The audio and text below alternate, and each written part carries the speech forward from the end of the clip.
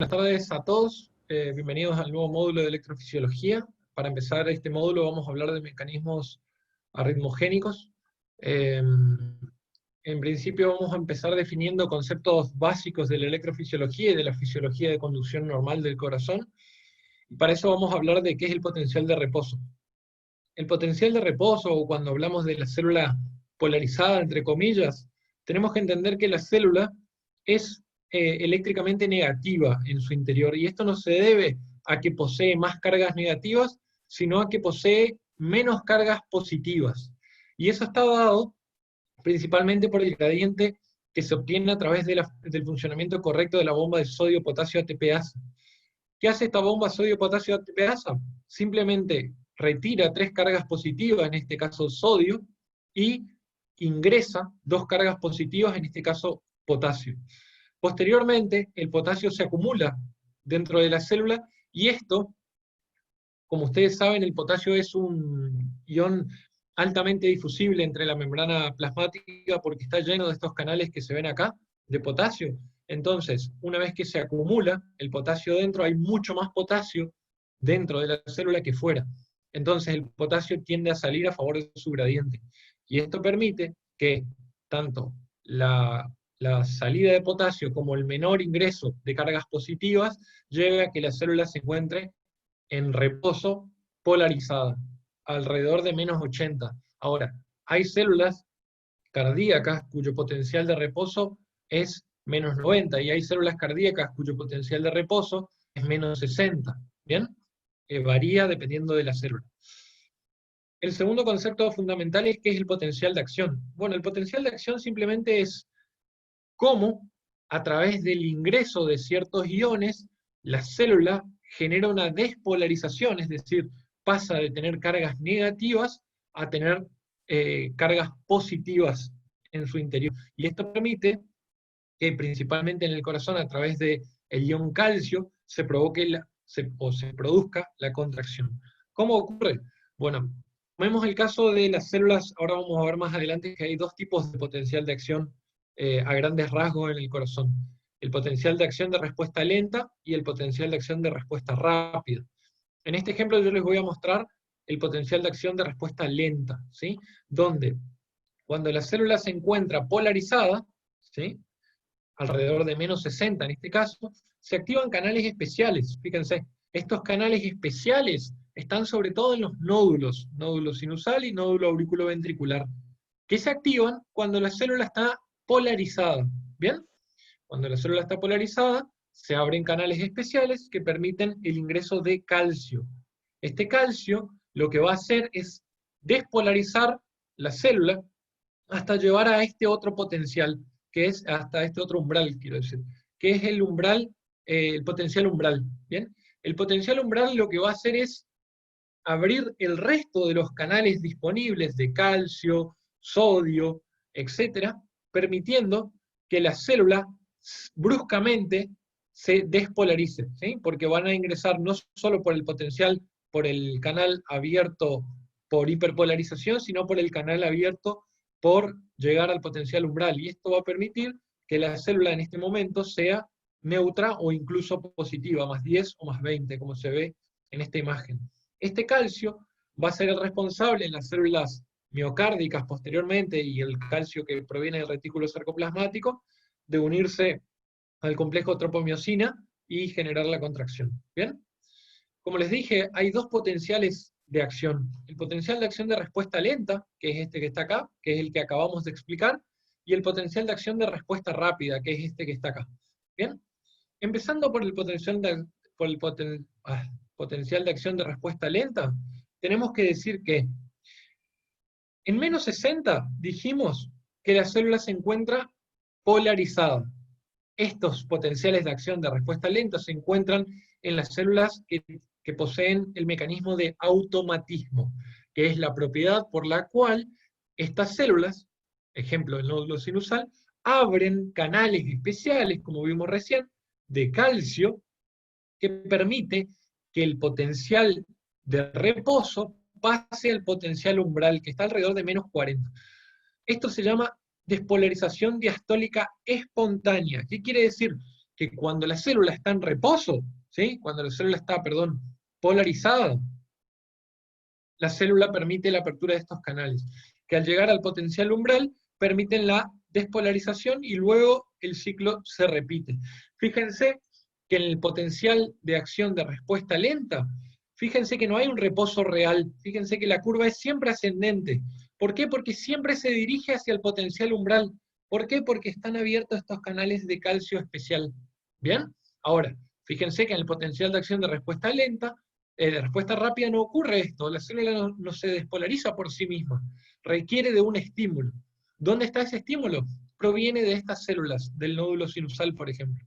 Entonces, cuando las células del nódulo sinusal que poseen potencial de acción de respuesta lenta se despolarizan, tienen este segundo mecanismo que se denomina conducción, es decir, conducir la energía ¿hacia dónde? Hacia las células de potencial de acción de respuesta rápida. La energía proveniente de las células del potencial de acción de respuesta lenta provocan una despolarización brusca en las células de potencial de acción de respuesta rápida. Esta energía que se transmite hacia las células, llamémosla, del miocardio ventricular, provoca que rápidamente se abran canales de sodio. Fíjense cómo rápidamente la célula pasa de menos 90 a 0 e incluso más. ¿Por qué? Porque llegó al potencial umbral. ¿Cómo lo hizo? Por el estímulo proveniente de estas otras células. Recuerden que el potencial umbral representa el potencial al cual la célula abre muchísimos canales, en este caso de sodio. ¿Bien? Después viene, esto se llama fase 0, después viene la fase 1, que se caracteriza por lo que habíamos hablado antes. El potasio empieza a salir de la célula, y cuando salen cargas positivas ocurre esto. La célula empieza a repolarizarse, pero al mismo tiempo ingresan ingresan iones calcio, ¿sí? Y ocurre una batalla entre lo que es la salida de potasio y el ingreso de calcio. Entonces ocurre esta segunda fase del potencial de acción de respuesta rápida y se denomina meseta. ¿Bien? ¿Por qué ocurre esta meseta? Bueno, porque salen cargas de potasio, ingresan cargas de calcio y también de sodio, y por eso la célula ni se despolariza ni se repolariza. Este tiempo es necesario para que el calcio se una a la tropomiosina y para que se produzcan algunos procesos necesarios para que la contracción ventricular sea duradera. ¿Bien? Posteriormente viene la fase 3 del potencial de acción de respuesta rápida, donde cada vez se cierran más canales de calcio y cada vez se abren más canales de potasio. Esto lleva, indefectiblemente, a que la salida notoria de potasio lleve a la repolarización de la célula y repita el proceso nuevamente. Bien, esto básicamente es el potencial de acción de respuesta rápida, que habitualmente requiere de un estímulo previo que proviene del potencial de acción de respuesta lenta. Como podemos ver, el potencial de acción de respuesta rápida posee una fase 0, una fase 1, una fase 2, 3 y 4.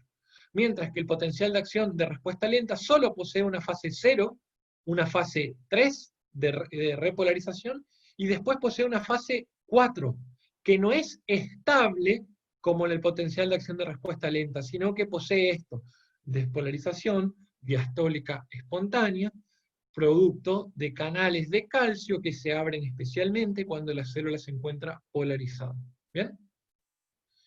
Ahora, tenemos la energía, dijimos que la energía se conduce, pero ¿cómo se conduce? Bueno, hay un estímulo, ¿sí?, del potencial de acción de respuesta lenta hacia las células del potencial de acción de respuesta rápida, o en el caso de las células del nódulo sinusal, la misma apertura de los canales de calcio, que llevan a que cargas positivas ingresen a la célula. Estas cargas positivas, supongamos que esto es una célula, esto es otra, esto es otra y esto es otra, llegan al mismo tiempo a través de las fibras de Purkinje a todas las células. Pero supongamos que no lo hacen y que a esta cuarta célula no llegan. Bueno, existen canales especiales entre las células que permite que la energía se comparta de una a otra. Y esto explica por qué todas las células del corazón se contraen al mismo tiempo. ¿Bien? Ahora, teniendo en cuenta lo anterior, tenemos que decir un último concepto, que es el periodo refractario. Supongamos que nuestra célula se encuentra, permítanme borrar un minuto, Bien. Supongamos que nuestra célula se encuentre despolarizada, ¿bien? Para que el corazón se contraiga correctamente, yo necesito que esa contracción sea ordenada, es decir, cada estímulo debe caer lo más regularmente posible, permitiendo un llenado diastólico del corazón adecuado y una contracción adecuada. Si yo todo el tiempo tengo estímulos distintos, es decir, no regulares, el llenado diastólico va a ser distinto. Y también el volumen minuto va a ser distinto en cada latido, perdón, el volumen sistólico va a ser distinto en cada latido. Es por eso que existen mecanismos de protección que permiten que este potencial de acción de respuesta rápida ocurra efectivamente de esta manera, y se llaman período refractario absoluto y período refractario relativo. ¿Bien? Esto quiere decir que, supongamos que la célula se encuentre despolarizada hasta aquí. ¿Bien? Si acá cayese un estímulo y intentara despolarizar la célula, no podría hacerlo. ¿Por qué? Porque estos canales que permiten la despolarización están cerrados. ¿Bien? Entonces, el periodo en el cual la célula no puede ser despolarizada nuevamente se llama periodo refractario absoluto e incluye parte del periodo 0 y parte del periodo 1 y hasta el principio del periodo 2. ¿Bien? Posteriormente, viene un periodo en el que si el estímulo es muy potente, puede provocar una nueva despolarización. Supongamos que nos encontramos aquí, ¿bien? O aquí, y acá está el potencial umbral. ¿Sí? Es un ejemplo. Acá cae un estímulo que hace que ciertos canales se abran nuevamente, lleguen al potencial umbral, ¿bien? Y finalmente la célula se despolarice. Eso se llama periodo refractario relativo, en el cual la célula, ante un estímulo superior al normal, puede despolarizarse sin volver a su potencial umbral. ¿Bien? Continuando con la clase, ahora sí, hablemos de mecanismos arritmogénicos. Los mecanismos arritmogénicos son extremadamente complejos, de hecho son más de 100 páginas del libro de arritmias, y es complejo de leerlo, es cierto. Sin embargo, cuando uno trata de hacer mapas mentales, lo hace para poder ordenarse y para poder entender el tema. Entonces lo que yo les voy a mostrar es una simplificación extrema de los mecanismos arritmogénicos. ¿Bien? Al que quiera saber un poco más, lo invito a leer el libro de arritmias, o cualquier libro, incluso el Brandwell, que son más de 100 páginas también. Mecanismos arritmogénicos entonces se dividen en disturbios en la formación del impulso, es decir, hay un disturbio en cómo se forma ese impulso, que puede ser por el automatismo normal, es decir, el nódulo sinusal va a disparar a una frecuencia mayor o menor a la habitual, por automatismo anormal, esto vamos a ver más adelante, que ciertas células ante ciertos estímulos enloquecen, entre comillas, disparan solas, es decir, tienen una propiedad normal del corazón, pero anormalmente aumentada. Y esto permite que venzan al nódulo sinusal y conduzcan por su propia cuenta. Y después está el tercer disturbio en la formación del impulso, que son postpotenciales, que a diferencia, como vamos a ver antes, del automatismo anormal, estos postpotenciales dependen de este automatismo normal, o incluso de automatismos anormales, ya vamos a ver, ¿sí? Por otro lado, el otro mecanismo arritmogénico son los disturbios en la conducción del impulso, es decir, acá hay un problema en cómo yo conduzco la electricidad a través de las fibras o a través de los músculos, ¿bien? Y tenemos dos formas: bloqueos en la conducción que pueden ser uni o bidireccionales sin reentrada, o bloqueos uni o bidireccionales con reentrada. ¿Bien? ¿Qué quiere decir esto?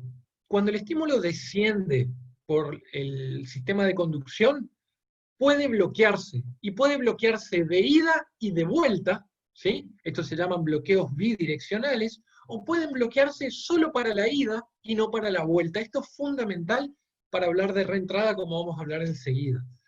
Finalmente, una combinación de ambos disturbios da origen también a mecanismos arritmogénicos más complejos. ¿Bien?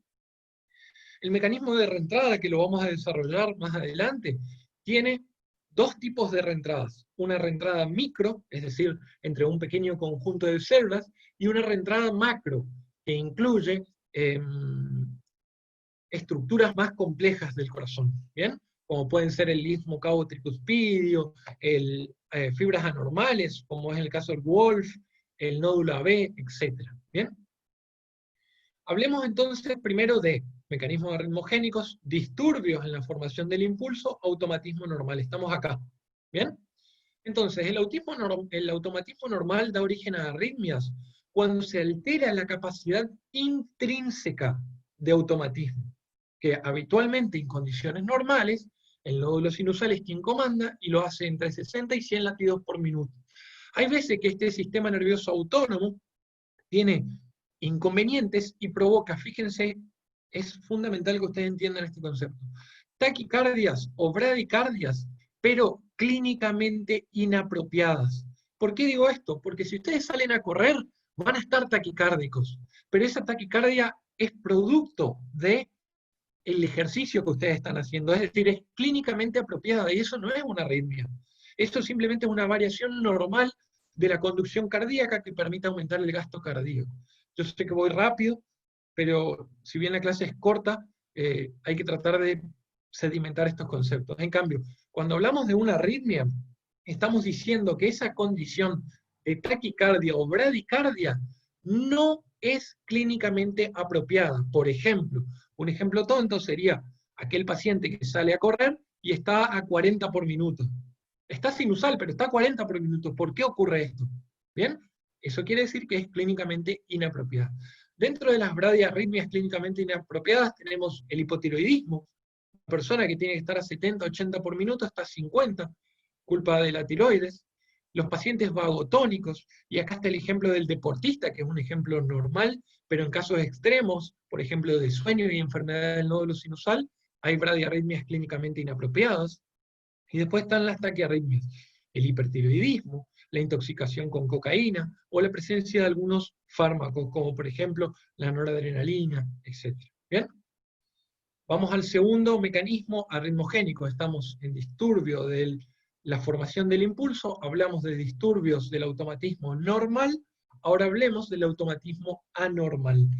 Lo primero que hay que decir es que las células del corazón, casi todas, no puedo decir todas porque en medicina 2 más 2 es 5, pero casi todas las células pueden conducir por su cuenta. Ahora, las células de Purkinje, por ejemplo, que es el destino final de la conducción previo a el miocardio, conducen muy lento, o tienen un automatismo muy lento, ¿sí? 10, 15, 20 latidos por minuto. Entonces, son abolidos por el nódulo sinusal que conduce a 60 a 100 y lo obedecen.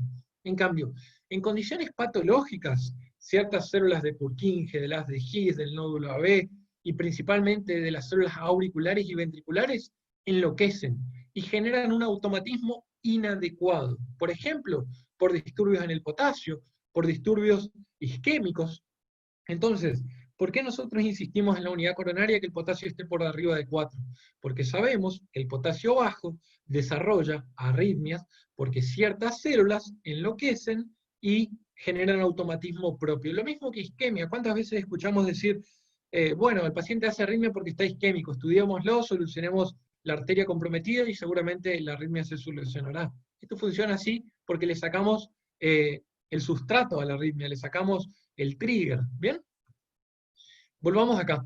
¿Qué hace el automatismo normal? Bueno, ciertas situaciones como potasio y isquemia llevan el potencial de reposo de menos 60 en este ejemplo a que sea muy cercano al potencial umbral. Fíjense, el potencial de reposo pasa ahora a estar, en este ejemplo, a menos 45, y cualquier estímulo, por más torpe que sea, por más pequeño que sea, va a llegar al potencial umbral y va a desencadenar que esta célula frecuentemente se despolarice, ¿sí?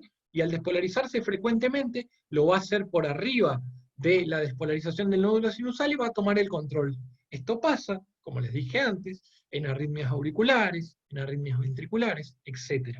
¿Bien? ¿Qué ocurre? El potencial de reposo se acerca mucho al potencial umbral por cambios iónicos que producen principalmente la isquemia, el potasio y el calcio, y esto permite que ciertas células tomen el control anormalmente del corazón. ¿Bien? Esto ocurre en la taquicardia ventricular, en las extrasístoles, por ejemplo, entre otros ejemplos. El tercer mecanismo por el cual la formación del impulso puede formar arritmias se denominan postpotenciales, y son estímulos despolarizantes que dependen de un potencial de acción previo. Esto quiere decir, la célula se despolariza normalmente, fíjense, menos 60, entra calcio, calcio, calcio, potencial umbral, despolarización. ¿Bien? Despolarización. Ahora, ciertos estímulos en la fase 3, en el periodo refractario relativo, pueden llegar al potencial umbral y desencadenar potenciales de acción, como vemos a continuación, fíjense. ¿Bien? ¿A qué arritmia les recuerda? TB, taquicardia polimórfica, etc. Esto ocurre cuando hay cambios iónicos, principalmente en el calcio, por ejemplo en la intoxicación digitálica, por ejemplo en los pacientes insuficientes cardíacos, aquellos que tienen problemas sobre todo en el calcio intracelular, que provocan estos postpotenciales, y estos postpotenciales dan origen a arritmias. Estos postpotenciales al mismo tiempo se pueden dividir en dos, en postpotenciales precoces, cuando ocurren en la fase 2 o 3 de la despolarización ventricular, y está relacionado a anormalidades de la corriente de la repolarización y despolarización. Esto en castellano quiere decir, hay problemas en la apertura o en el cierre de canales de calcio, o de potasio, o de sodio, que conllevan a este tipo de postpotenciales. En cambio, los potenciales tardíos, en la fase 4, que son los más comunes, están muy relacionados a el acúmulo de calcio en el corazón. Esto se puede ver, por ejemplo, en típico de intoxicación digitálica o típico de insuficiencia cardíaca en estadios avanzados. ¿Bien? Estos postpotenciales dan origen a torsada de punta, arriba, a extrasístoles ventriculares, por nombrar algunas. ¿Bien? Entonces, hablamos de mecanismos arritmogénicos, de disturbios de la formación del impulso, hablamos de automatismo normal, automatismo anormal y postpotencial. Ahora hablemos de disturbios en la conducción del impulso, que pueden ser bloqueos uni o bidireccionales sin reentradas y bloqueos uni o bidireccionales con reentrada. ¿Bien? Disturbios en la conducción del impulso, entonces. Fíjense, supongamos que esto es una fibra, ¿sí? Esta fibra tiene dos vías. El estímulo viene de acá, ¿sí? Pasa por una de las vías y llega al final, ¿bien? Y conduce, por ejemplo, al ventrículo que está acá. Ahora, pueden haber bloqueos uni o bidireccionales. Un bloqueo bidireccional, perdón, quiere decir que el estímulo no puede ni siquiera bajar, pero tampoco subir por acá. Está bloqueado ambas vías, bidireccionalmente. Es decir, si de repente una célula del corazón enloquece y trata de enviar un estímulo por aquí, no va a poder subir. ¿Bien? En cambio, el bloqueo unidireccional, que es el que da origen como condición a la reentrada, es este. El estímulo baja en condiciones normales, no puede pasar por aquí, pero sí puede subir. Al subir se encuentra de nuevo con la vía y hace este mecanismo de reentrada. También puede subir cualquier estímulo que se encuentre, que venga de abajo para arriba, pero no de arriba para abajo. Dentro de los disturbios de la conducción del impulso tenemos dos, micro y macro reentrada. Para que se dé origen a la micro y la macro reentrada, nosotros tenemos que tener algunas condiciones obligatorias. ¿Bien? Primero, que haya un bloqueo unidireccional, y segundo, que haya heterogeneidad de las velocidades y los periodos refractarios. ¿Qué quiere decir esto en castellano? Bueno, un estímulo normal se ve así. ¿Bien? Habitualmente baja por una de las vías, pero para simplificar hice esto de esta manera. Un estímulo bloqueado unidireccional se ve de esta manera. ¿Bien? Y una reentrada se ve de la siguiente manera. ¿Bien? El estímulo baja y sube, pero al subir se encuentra con este periodo refractario que ya terminó y el ciclo se repite una y otra vez, perpetuándose. Eso es el mecanismo de reentrada. ¿Bien? Hay dos tipos de reentrada, la reentrada anatómica y la reentrada funcional. La reentrada anatómica simplemente quiere decir que hay ciertas partes del corazón o ciertos bloqueos, como por ejemplo un infarto con necrosis, ¿sí?, que provocan el problema. En cambio, la reentrada funcional está más relacionada a cambios iónicos en la célula. Es un concepto bastante complejo, ¿sí? Pero sepan que existen de dos tipos. Anatómica, que se vale de ciertos estructuras del corazón, y funcional que se vale de problemas más bien iónicos. ¿Bien? El nódulo AB y el nódulo sinusal, principalmente el AB, son nódulos muy propicios para la formación de arritmias, porque tienen todas las condiciones necesarias. Fíjense, nosotros tenemos el nódulo AB, ¿bien? Que tiene dos vías en ciertas personas, no en todas, ¿sí? La vía alfa y la vía beta. Fíjense qué sencillo que es esto. La vía alfa tiene una conducción lenta, entonces el estímulo baja y se conduce lentamente por la vía alfa, ¿sí? Sin embargo, la vía alfa tiene un periodo refractario corto. Esto quiere decir que se recupera rápidamente. ¿Qué quiere decir esto?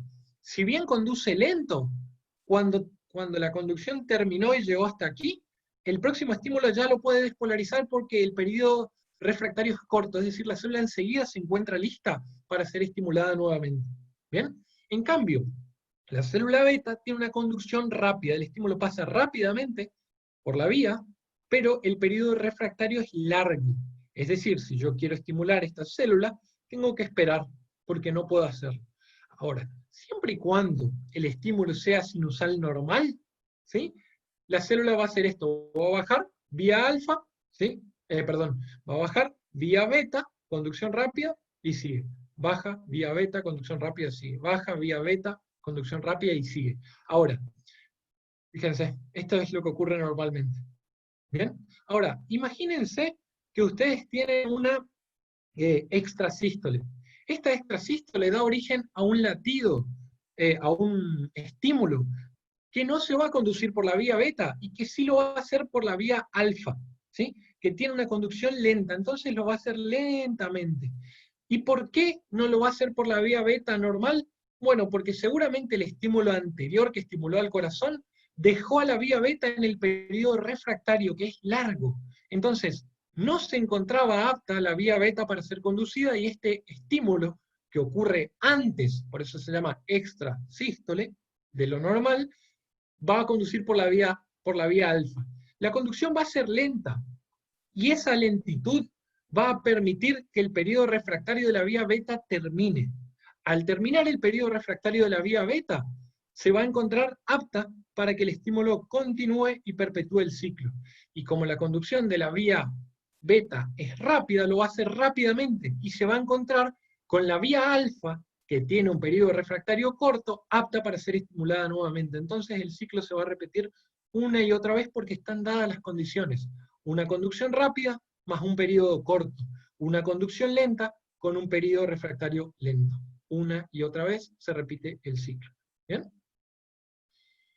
¿Cuáles son las arritmias que se relacionan a reentrada? El flúter atrial, la fibrilación, la taquicardia atrial, la taquicardia por reentrada sinusal, la taquicardia ventricular polimórfica, la TV monomórfica, la taquicardia por reentrada por vía accesoria, la taquicardia por reentrada nodal, fibrilación ventricular, etc.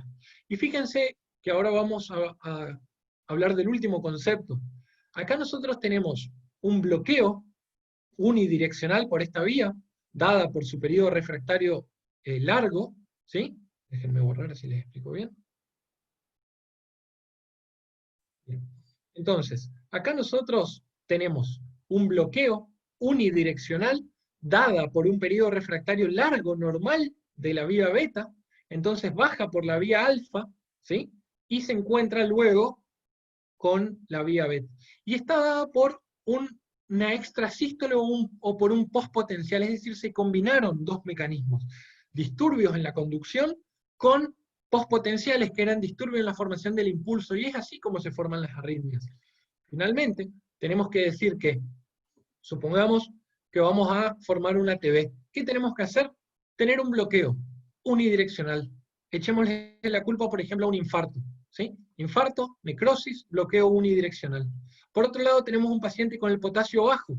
Se forma un automatismo o un postpotencial. Este postpotencial encuentra a la vía beta bloqueada y sube por la vía alfa. ¿Sí? Baja por la vía alfa. Al bajar por la vía alfa, la vía beta ya se regeneró y esto genera el mecanismo de reentrada. Es así como tenemos combinación de ambos mecanismos. Lo que ocurre en las arritmias es muy complejo y todo se relaciona con todo. Mecanismos simples pueden generar arritmias, mecanismos complejos también pueden generar arritmias. En definitiva, los mecanismos de la formación de arritmias, o los más frecuentes, están en este cuadro. Muchas gracias.